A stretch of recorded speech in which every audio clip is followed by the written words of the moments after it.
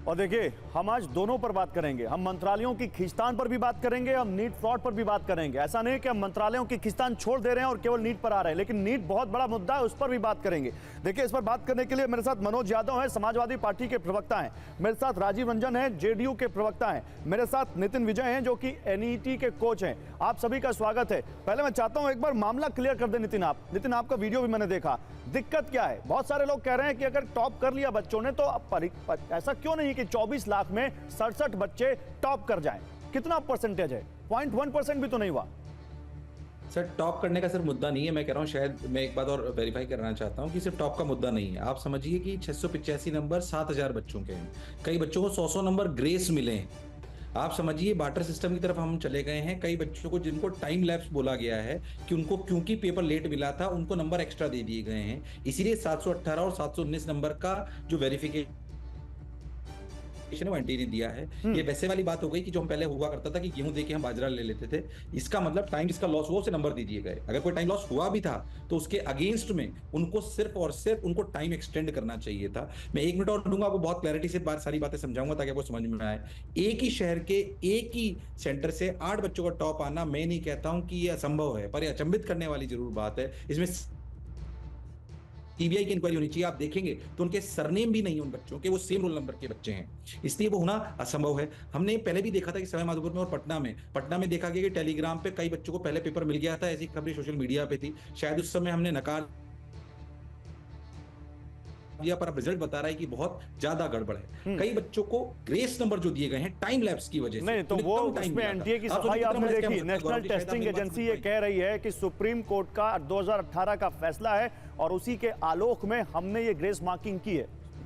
Sir, उसमें आपको कहना चाहता हूं गौरव जी कि आप बात समझिए कि अगर कोई सेंटर, मान लीजिए किसी शहर का कोई सेंटर है और वो सोच ले कि हम तो सिर्फ ये बता देंगे कि 1 घंटा पेपर लेट कर देते हैं तो सभी बच्चों को 150-200 नंबर ज्यादा मिल जाएंगे इस बेसिस पे, तो आप सोचिए पूरी की पूरे सेंटर पे धांधली हो सकती है और ये रिजल्ट में दिखाई दे रहा है।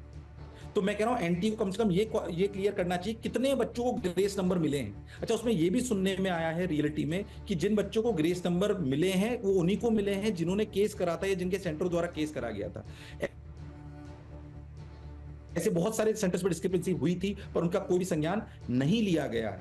मैं आपको एक और बात बोलना चाहता हूं, ये टाइम ग्रेस वाली जो बात है ये तो इसमें जेईई मेन के पेपर में भी होता है। एनटीए तो बहुत सारे अलग एग्जामिनेशन कराती है, वहां पे मैं राजीव रंजन भाई, ठीक है, दिया गया। ओके नितिन जी, आप रहिए मेरे साथ। राजीव रंजन भाई, मैं मंत्रालयों के बंटवारे पर बात करूंगा, आप लोगों की जो आपस में एनडीए को लेकर खिंचतान चल रही है उस पर भी बात करूंगा, लेकिन एक सवाल मैं आपसे अभी फिलहाल लेना चाहता हूं।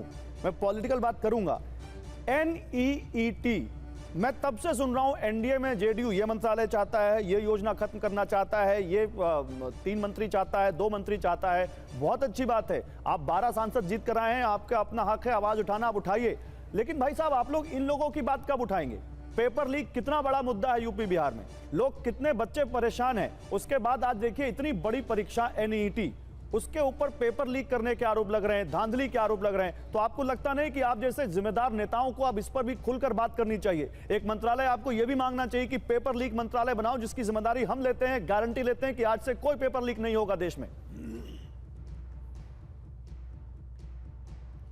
देखिए, मुझे नहीं लगता इसके लिए अलग से कोई मंत्रालय बनाने की जरूरत है। ये ह्यूमन रिसोर्स डेवलपमेंट सक्षम है